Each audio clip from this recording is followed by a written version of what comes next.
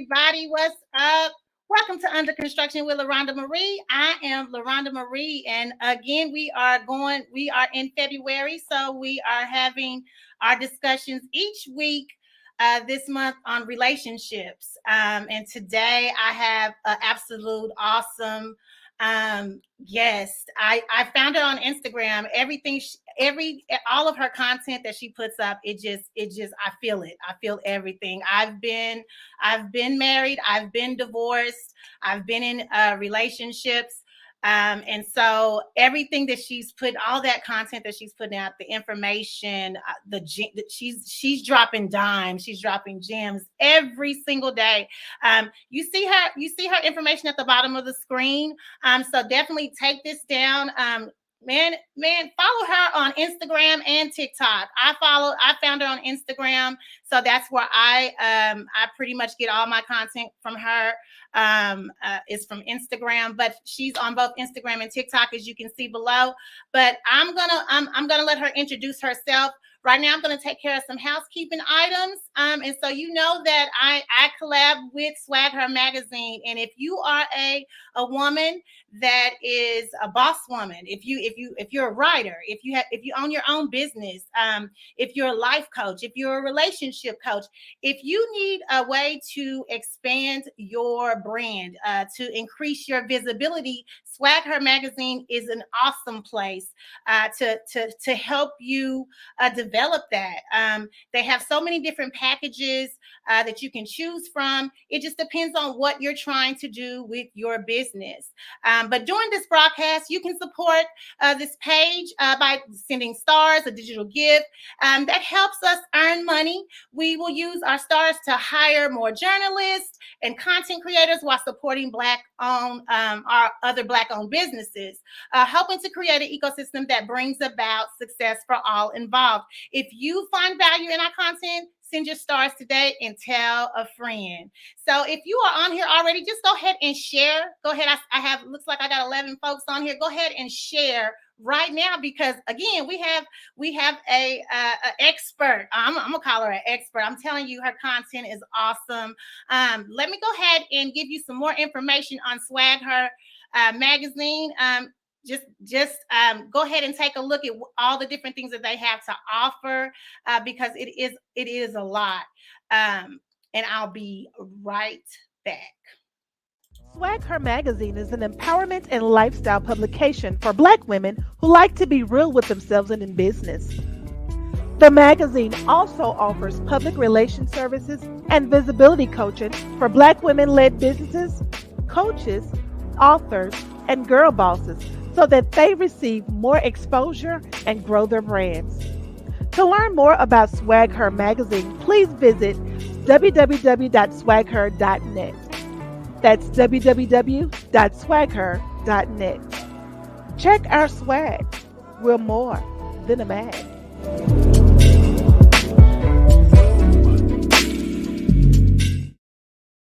How many times I see that commercial, it always gets me. So again, if you're in need of our services, please reach out at swaghermagazine.com.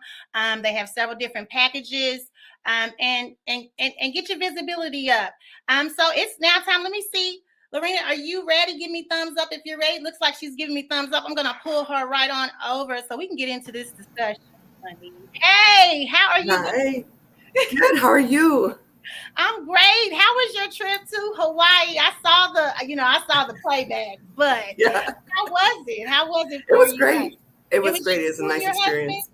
It was for business. So we had a couple friends there as well, but it's fun and play and business all in one.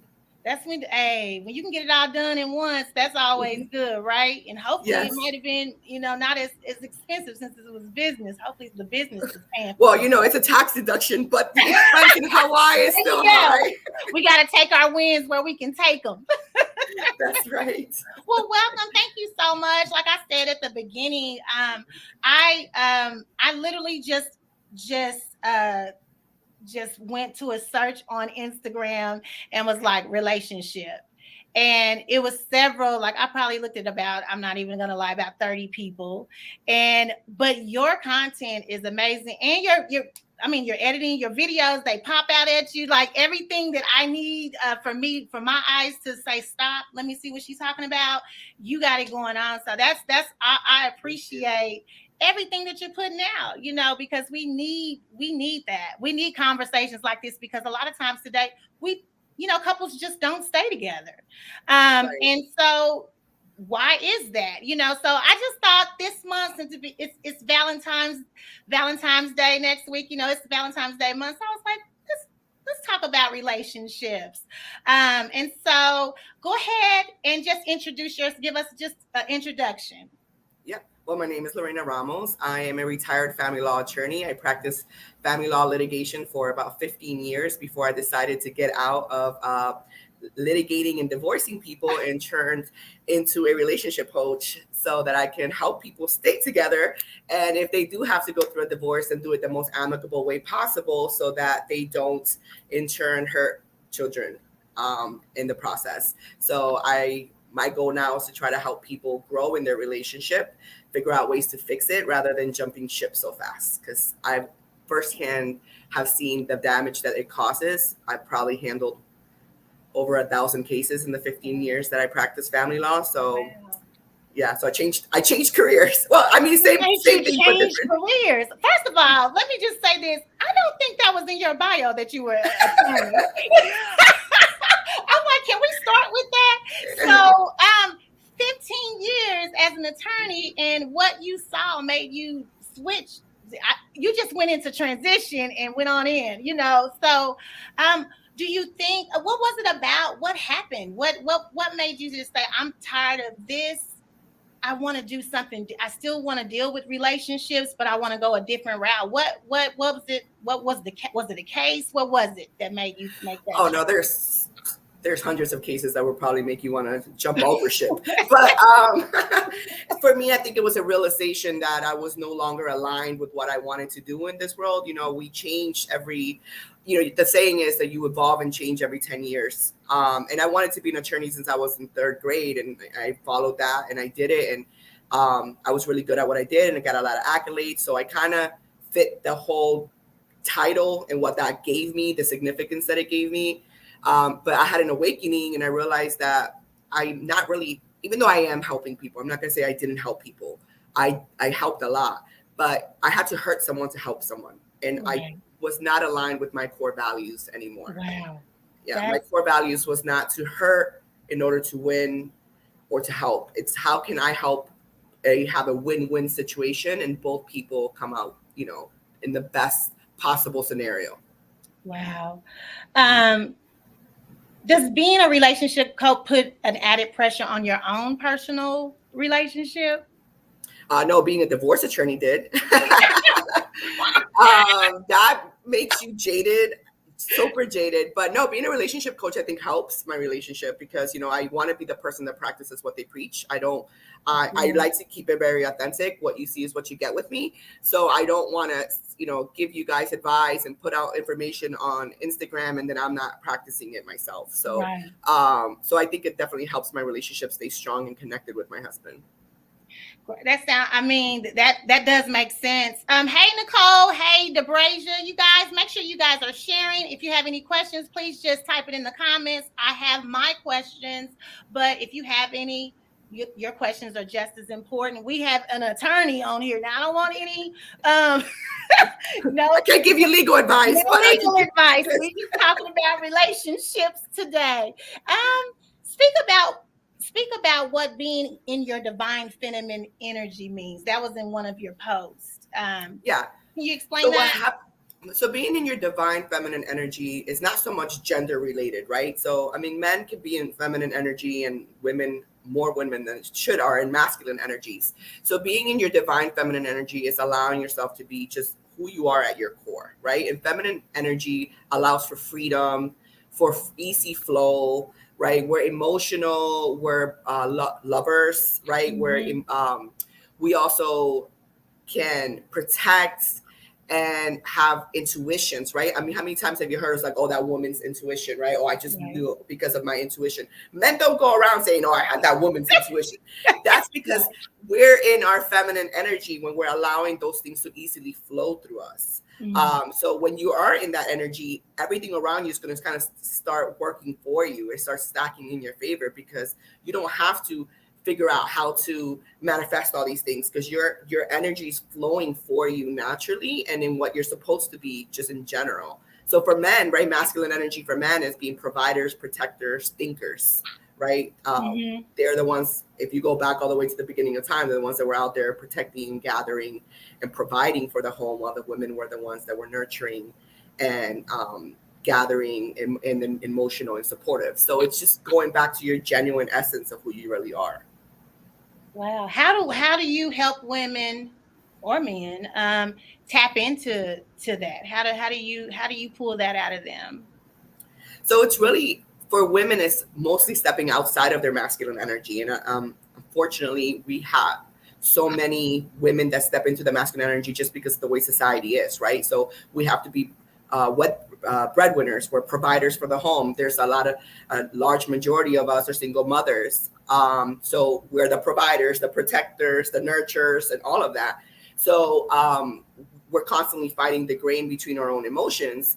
And the best thing to do is find ways where you can step back into that. So whether it be finding a space of quiet, meditation, something that makes you feel more feminine, whether it be taking care of yourself physically, certain things that you listen to, the clothes that you wear, right? I give an example. I gave an example one time where I was like, when you come home and you're in a male-driven industry where you're having to constantly be strong and forceful, independent outside of your home, and then you come home and you want to change into something comfy, and the first thing you do is you throw your husband's oversized t-shirt on because it's comfy, right? You're not stepping into a feminine energy. You're literally changing clothes into another masculine energy, right? Right. So, and sometimes it's just unconscious. You're like, oh, I'm comfortable, but no, but we need to change back into find comfort in what it makes us feminine. Find comfort in, a bubble bath or something like that, candles and whatnot, just so that you can leave the masculine energy outside and allow yourself to enter into your feminine energy at home. Because two masculine energies at home are just not going to thrive in relationships. That's good. That's good information. That's good. Because I'm that way. I will. I worked in the car business for a very long time, and so you do end up being like one of the boys. Yeah. And then you don't know when to shut that off, because you come home, you're a single mom, you're taking care of everything. And so it can be hard for us to just be vulnerable enough to just give into our feminine side a lot of times, unless, when it's the normal time, of course, that's not hard, but just every day, because you're so used to putting on this coat that you got to put on every woman, so yeah, that's good. Tell us about when you say you are the sum of the people you hang around. Yeah, so that's just in general information outside of relationship, just general advice, right? But I can tie it into relationship as well. The 5 people closest to you will determine the life that you lead, right? That's just a circle. So who are the people that you share your time with? Who are the people that you're allowing inside your circle? If the people who are there, whether it be family, including your spouse or your significant other, so, sometimes you're like, oh, it's family. It doesn't matter. If you go and you look at them and your friends, significant other, and family, and those people are not living the life that you desire, then you should not have them around you. Because in order for you to get to the next level in your life, you have to surround yourself with people who are either there or working towards getting there. So you're aligned in your visions. It's a big saying, if you want to be a millionaire, you cannot be sitting in the table with people that, are making minimum wage. If you want to be a millionaire, you need to sit on the table with people who are making millions, because you need to figure out what they're doing, what they're thinking. Success leaves clues, right? So you don't have to recreate the wheel. So in the same situation with relationships, if the couples that you're hanging out with and are cheating on each other, are toxic to one another, disrespect each other in front of people or in public, or maybe are even physically abusive, then why do you want to hang out with that? You're allowing that energy to enter into your own relationship. That's You good. want to be around people who are loving, respectful, who are aligned, who grow together, so that you can take what's working for them and then maybe implement it in your own relationship if you feel like maybe that's lacking, right? Or Right, ask them questions like, hey, how do you handle something like this in your right, relationship? But you're not going to ask an abuser like, hey, how do you handle a situation when your wife is being disrespectful? Because it's not the answer you want, right? right, right, So right. you definitely want to be you want to hang around the people who are going to lead you to where you want to be. If they're not already there, you guys are going to get there together. And And it's okay again, to let people behind. People are yeah, afraid. They're like, I oh was no, just they're about gonna to think. say that. So they're like, oh well, that's family, that's friends, or whatever. I've been with them forever. It's okay to grow. I mean, the whole That's aspect of right. life is to grow and and blossom in different ways. And if you have to leave them behind, that's not a reflection of you. That's a reflection of them. Right. Yeah, it's a season. A lot of times we take people into different seasons of our life that should have stayed back. And I know in like 2020, I took an inventory of my friendships, just for that, just to just be in a place where, you know, I, like-minded people are around me, and those that are trying to strive to do more, because we all can do more. So I think that's excellent. That's excellent advice. As a relationship coach, how often is your phone ringing with calls from family and friends about their relationships? Not as much as you think. I mean, actually, my phone rang more when I was a divorce attorney, but but no, it's not as bad. It's not bad. But when we're together and we're out and about, they'll try to pick your brain, and that's I'm okay with that because if I Yeah. can help, then I'm with it. Tell us about, you say stop being the Captain Save a Hoe. Yeah, yeah. Stop being Captain Save a Ho. Yes. I got a whole friend that is his name in my phone. Actually, it's Captain. I've shortened it up to Captain. I'm gonna be nice, but that's the sum of it. What Right. do you mean by that? So what happens is that women and men, because there's a lot of women out there that are Captain Save a Guy Hole too, right? All So right, that's my. um, Woo. we tend to see potential in them and more potential that they see in themselves, right? So, and we also, in an arrogant way or with arrogant air, right, feel like we can Mhm. just come into these people's lives and just fix them because we're Right. like Captain Fix It, and we go in and we try to fix them, we try to push them to their potential, and sometimes they don't work out, they don't see what you see in them, or they're not taking action, and then the relationship ends, and then you kind of move to the next person that needs fixing. But the problem is not that you can go out there and continue to try to fix people. If you're stepping into relationship because you're constantly trying to fix somebody, then the fixing needs come to you. You're the one that Mhm. needs fixing. And what you're trying to do is reflect onto them all the issues that you're having and that you're not working on yourself, and think, I can help this person grow, and that somehow means that I'm, great at this relationship because look what I did for them. But you can't be fixing people. It's not your duty to fix them. Right. You got to fix yourself. They got to fix themselves. Now, Right. if you're in a relationship and you're both aligned to the changes that you're going to be doing in there, and then you help each other grow, that's completely okay. But you can't just go in there saying, oh man, I totally see the potential in this person. I know Mhm. I can fix them. And it's like, Yeah, no, 'cause a you lot of can't. times people fall in love with what they potentially think they're going to be, than other than what that person is at that moment. I tell my friends when I am saying something, will you love him if he never changes? If he never changes, are you still gonna want to be with him? And that's your decision, because we can't, like you just said, we can't change people. For me, I'm religious, so God is the only thing that's gonna come into someone's life and change them. So it's like you said, it's not my job. It's not my job to change anyone. It's my job to be there to support. But yeah, a lot of times people go in saying, I don't like this. So since he's doing this, I'm gonna maneuver a certain kind of way, manipulate him to try to get him to change, or her to Right, change. And really, people are just gonna do them. At the end right, of the day, they may change for a couple of minutes, but eventually they're gonna do them, and that's what you want. You want to know who you're with. You don't want you don't want a representative of that person. You want that authentic person to know if that's who you want to struggle with, love with, Yes. everything with. Yeah, exactly what you said earlier, which is, can you accept this person in their current situation? Can you commit to this person in this current situation? And if the answer is no, I can only commit to them when they get to this level in their life, then you're wasting your time and theirs as well. Right, because Because you're the problem. you're the problem, You're right? the So it's problem. like, if you can't commit to a person the way they are, then why are you with them in anyway? You're just wasting everybody's time. You're Stop doing wasting that. everybody's time. Yeah. I've said that many a times. My homegirls know.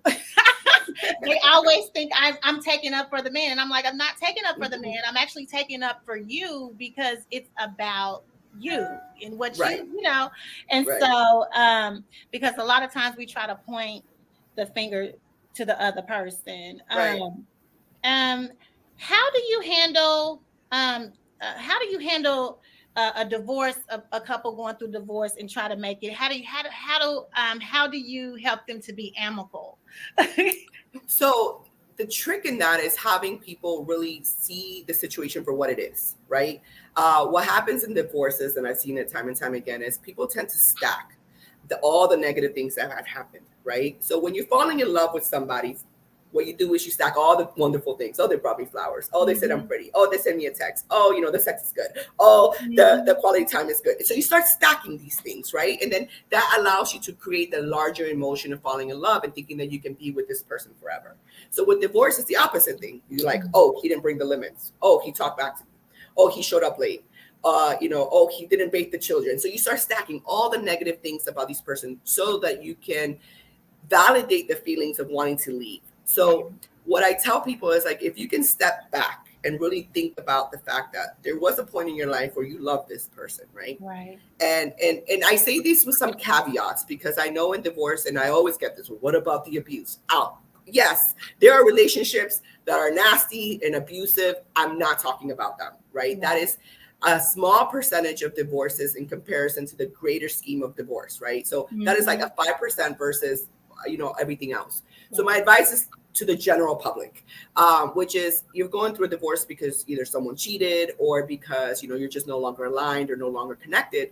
Then is that person really a bad person, right? Did they, even if they cheated, is he really a bad person? And if you have children involved, you have to really consider the fact that the husband, and I'm just saying husband here, but this goes both genders, right? Even though the husband was not a good husband, does that not make him a good father, right? People tend to equate one equals the other, and it doesn't. You can be an incredible doting father and just a really crappy husband, and that's okay, so we need to see the picture for what it is and accept them and what the circumstances are gonna be. Because what happens is, moms tend to be more involved with children, right? They tend to be the ones that go to the school, do the projects, stay home when the kids are sick. And then when the divorce comes around, they're like, well, he was never around. He doesn't even know who the teacher is. He doesn't know where the doctor's office is. Or, well, did he have to know all these things? That wasn't his role. Right, that wasn't his role in your relationship. Forget that. They forget.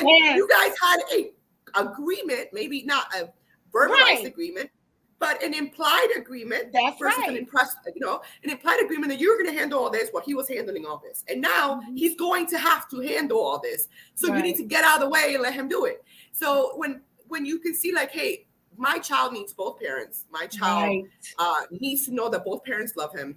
And it doesn't matter what he did to me or what I did to him, that does not involve my child. So when we can put our own emotions and our own ego aside, because it's really about ego, we can put our own ego aside for the sake of our children, then divorces can be so much more amicable, and people are not fighting over 2 nights a month. Right. I'm so happy. When I went through my divorce, we literally sat down because we knew, like you said, at one point we really cared about each other, and we still do. It's just we didn't make it. But we still had these kids, and we were able to literally sit down and just decide on what we was gonna do. And and he didn't even have to show up for court because we had already, we had already worked it out. And so if we stop, it's the ego. But you're right, it's always that ego. Yes. So That what will, tends to happen is people start grieving that what could have been. right. So they feel like I failed I in get this that. relationship. So, but they're not going to articulate the failure, right? Because then that means it's a reflection of them. So they're going to want to blame somebody for it. And then this idea of what a perfect family would have been like, the working father, the home, the children. Now that's no longer an idea. So they're angry at that. Yeah. So they have to blame someone. Yeah. And what tends to happen in these divorces is no one looks in the mirror and takes accountability for their Right. part as to why the relationships fell. Right. So again, it goes to the ego. It always does. Nicole says you preaching today. Thank you, Nicole. So and just how long after, what do you advise your clients as far as how long they should wait if they get out, if they're divorced, how long before they should try to get back out there and get into another relationship? So that's attorney talk would be like, it depends, right? So it really does depend, because divorces can take 2 years before they're finalized. True. Right? Mm-hmm. So it's not necessarily when you got divorced, but when you're no longer emotionally connected. Right? Mm-hmm. So there's emotional roller coasters that I say happens in separations and divorce, right? It's kind of like the same process as if someone passes away. The grieving process is there. There's sadness, there's feelings of betrayal, there's anxiety, there is anger. All of those emotions go in, right? Mm-hmm. Once you're past all that, a roller coaster, then it's time you can open yourself up to dating. But while you're in the middle of these emotions, you have to acknowledge it. Okay, I'm in that stage. And some of us allow ourselves that vulnerability to accept the emotions when we are grieving the death of somebody, right? Yeah. But we're ashamed to say we're going through the same emotions where we're grieving the death of a relationship. But it's the same concept. But it's the same. You cannot bring in another person into the relationship when you're in the middle of anxiety, because then that person is only there to coddle that level of anxiety that you're having, and it's not going to be a fruitful relationship, because they're just there temporarily to fix that problem. And the truth of the matter is that you're not at your best self anyway. So can you truly allow someone to love you when you're not in a position where you're even loving yourself in this situation, because you're going through all these emotions? Yeah. So I would say that the best idea would be like when you're no longer indifferent to your ex, where it doesn't matter, you're no longer angry, you're no longer attached, you're no longer scrolling through their social media, right? When you can feel like if you're in a room with them, it's a simple hi and you can move on from that connection and emotional attachment between you two is no longer there, then you're at this point available emotionally for the next person. That's good. That's good information. So when you are no longer connected emotionally, y'all hear that? Because we be having stuff, people jump from one relationship to another relationship. I personally, that happened for me, but the person I was with was saying, let's slow down, because I'm so happy that he did that, because you just be so ready. I was younger, but you be so ready. You have to get that time to yourself, because you're going to bring that other stuff into. Yeah, you have to learn from that last relationship, what happened in that relationship, and take some accounting of it, right? Like, what happened? Right. What can I take from this? What did I learn? I either learned something good or I learned something bad, but whatever it is still a lesson, right? And when you're jumping from one relationship to the other, you're not allowing yourself to consume that information, how it's going to help you grow and be a better person in the next relationship. Because all you're doing is keeping the bed warm, and that's just not going to lead to a long, fulfilling relationship.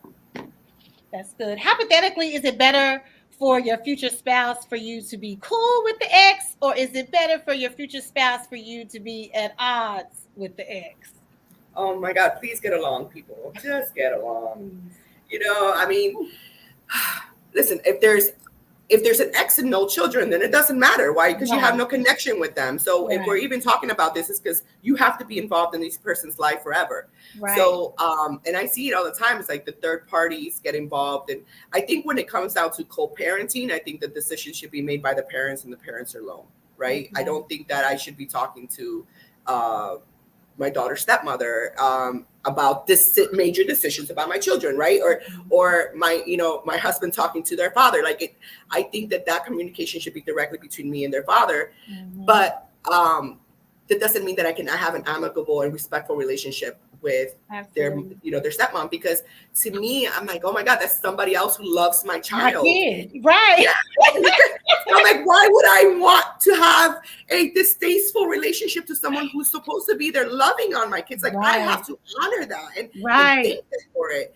And because, if there's animosity between me and her, or animosity between me and my husband's ex, right? That's going to fall on the children. And then the children tend to see this, and then they're going to manipulate the hell out of these parents when they get older, right? Because now they're seeing, oh, well, they're not going to talk to each other because they can't stand each other. So I'm going to say, I'm going to do all this. So you're just giving them more ammunition to manipulate them, the situation. But like for my daughters, for example, my daughters know that I talk to their father, and I get along with their stepmother, and, they come over to my house, and we had a, quinceañera for my daughters, everybody involved. And, she crowned one of my daughters and I crowned the other, because it's involvement. My kids, all children, listen guys, all children are narcissistic, right? It's just ingrained. They need, from birth, they're narcissistic. What? Feed me, change me, carry me, coddle me, right? Me, right? It's what they are. They're just narcissistic. Somewhere along the line, it starts becoming more, independent. But if your children are narcissistic, why are you taking away the people that love them and are going to feed them, right? Because now it's like, and even, and I say these and people are going to come at me, but even if the person is the one that helped your person cheat, right? Like even if that was the reason, now you're saying she's the reason why we broke up. Well, she's not the reason. She was part of it. She's not the reason. But even if that's the problem, it does not matter when it comes to your children, right? Fake it till you make it. Yeah. So even so, smile and be respectful. And just be like, you know what? For me, I'm like, thank you. You got him out of the way, and now I can live my life in a different situation. But it's so important to get along with the other side. So important for the sake of the children, because it's going to make the kids have less issues. So either you're either going to support their college tuition, or you're going to take that money and put it into their therapist tuition. So you guys decide which one. Right. I know for us, for me, in my experience, my ex and I were cool, so after, but when, like you said third party, so I'm gonna use that. When the third party came and he got married and all that, that's when it seemed like, because you have that extra person that has an opinion. And so, and I'm like you, I'm like, I can talk to you, but I'm not going to talk to her about the kids you and I made. Right. Now, what your job is to talk to her, and y'all going to come together. And then once y'all come up with a decision, then come over and talk to me. But it will not ever be a time that this person that did not go through the pain I went through give me any opinion on my, on the raising of our kids, Right. And so, and I was not a person that, I don't want to run your house. I don't want you to run my house. But what is going to happen is that you and I made these kids. And so you and I will have ultimately the decision. Get her opinion before you come to me. And so and it worked for us that way. But it's always some little bumps in the road, and it's a growing process. And now you would never even know we had issues. Like I always tell people, and I think that's very amicable and very mature of you guys, right? And I always ask people, like, well, why don't you like her, right? Or him? Why don't you like him? Did you ever actually sit down and have a conversation with them, or are you just basing your emotion about them based on other people's opinions of what they have to say, right? So me and you have never sat down and had a conversation. How do you not like me? Like, I mean, think about it. We have some things in common. We ended up with the same guy, right? So there gotta be something that we got in common. You so right. And also, you're taking care of my babies. Like, Yes. so I have to be like, I was always that person to be like, I can't trip because she's taking care of my kids because I know she's doing the majority of the work because, you know. Right. Because we were with him, so we know. So I know that her input is a lot on their end, and so you have to be appreciative, even when we weren't, friends. Right. I still was respectful, and I still was grateful for shoes that were bought, or you thought about. I don't care if it was toothpaste, anything that I didn't have to pay for, and you love my kid, I'm good. And so, but again, and that's for everybody. It's a process. It really is. It's a process because you got all those different personalities, and Right. My ex-husband ended up marrying a white version of me. So I mean, so that's why we're so cool now, because I'm like, we like the same person almost, but we just different colors, But what advice do you have for how to impress the children of someone you're dating?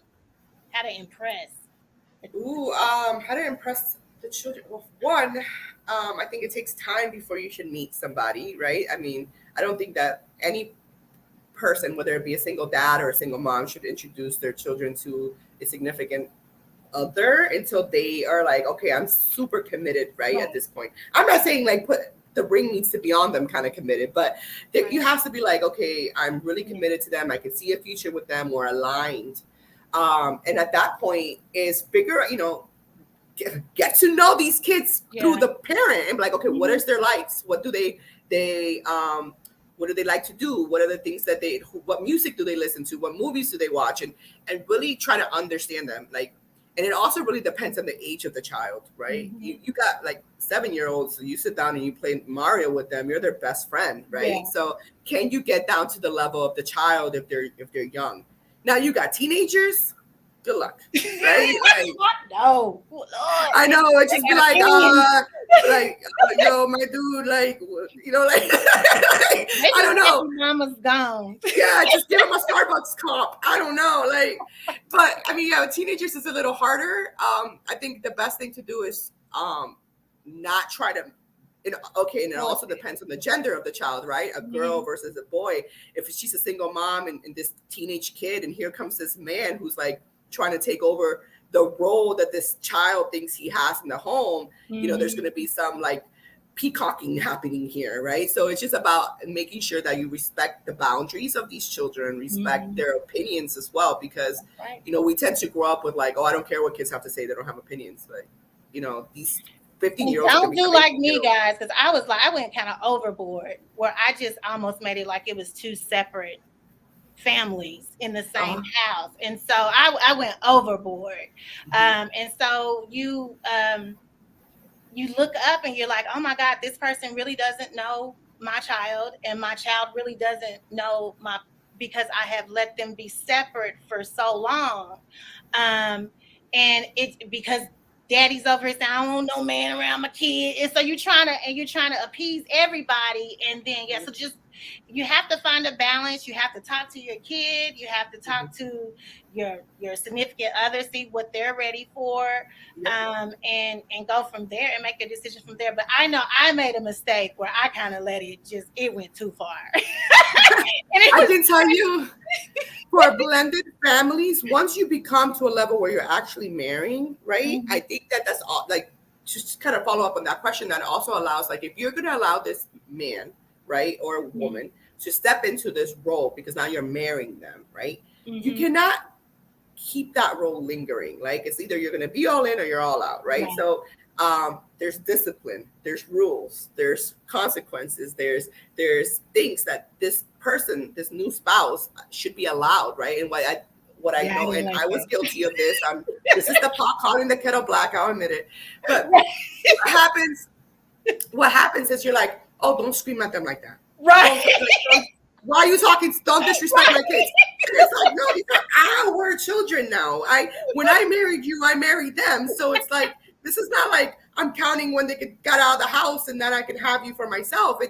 This is a unity. This is a home and a family. Right. And we should allow ourselves to take those roles. So if my husband is saying that they have to do something, I have to be like, hey, listen, Papi said you have to do something. Go take care of that, right? Because then if you're not having each other's back as a spouse, and you're creating divisions in your home. And these children are going to be out the house, depending on their age, shortly, right? And you're still stuck with the man that who for a long time you're like, yo, you never had my back. Right. What advice do you give to women who want to get married but don't want marriage to stifle their own personal career goals? Oh, marriage should never stifle your career goals. I mean, if you're going to marry someone, you need to marry someone who's aligned with your goals, and that's going to bring it. It's going to bring your goals up. So, if your marriage or your spouse makes you feel like somehow you're having to give up one for the other, then you're in the wrong relationship. Then you just don't even bother with that relationship, because it should never be that way. So if you are with someone who's like, you sit down and you talk about your goals together, right? This is what I want for me in my career. This is what I want as a family. This is what I want for the house. And if both of you can be like, hey, that's great. How do we make that happen? Oh, well, we have to do this. We have to do that. And you agree and you're aligned with them. That's how you're going to have a successful marriage, where you're never having to pick a career over your spouse. It's when we're trying to grow on our own and hope that they come along, and we don't care if they don't. That's not successful marriage. Right. That's good. Lorena, thank you so much. Our time is out. It just went so quick. I'm going to have you back because we didn't even get on sex, and I do want to talk to you back. Oh, I can talk about that all night too. So you know. We didn't even get on that. So I will definitely be reaching back out to you within the next month or so. Sure. I feel like we should be talking. I need to talk about relationships at least once a month, because everybody's having issues, and so and I love your content on So I do want to bring that subject up with you. Oh, I love that subject, girl. So we can talk about it all. No Me too, girl. Me too. And I keep it very real, people. I keep it very real. So get the popcorn and we can talk about it. You really do. I'm telling you, next month you're probably gonna be back if you're available, because y'all. I'm sorry we didn't get on sex. I got like 8 questions on that, and we are just out of time. So I don't want to even start it. But thank you so much, guys. Get in touch with Lorena. She's a relationship coach. Her contact information is at the bottom of your screen. That's her email address. And of course, like I said, she's on Instagram and TikTok. And so I'm gonna. You guys can DM me on Instagram. DM me on Instagram if you want to chat. Yeah, Instagram. Say that one more time. They can connect with me on Instagram if they want, through direct messaging. Because that's how I got it. Yeah, that's what you got. That's how I got it. I answer everything. So if you have any questions, you can actually you can either put them in the comments, and I will send them to her and get an answer for you, or you can just go on Instagram and message her herself. But she's gonna be back, and she's gonna be a friend of Under Construction, because she's gonna talk to us about our sex next month. So we're gonna see what she got to say about that. Yeah. All right. Well, you have a great evening, and thank you so much for being a part of the show. Bye. Thank you.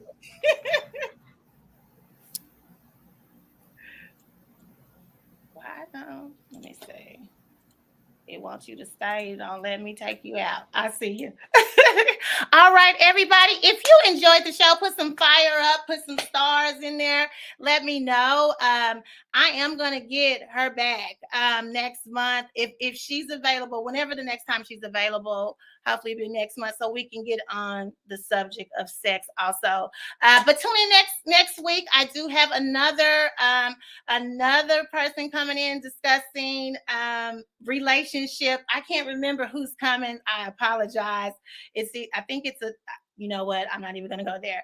But I do have someone else coming next week talking about relationships. And so tune in 7 p.m. next week. Thank you guys so much. Y'all have a blessed evening.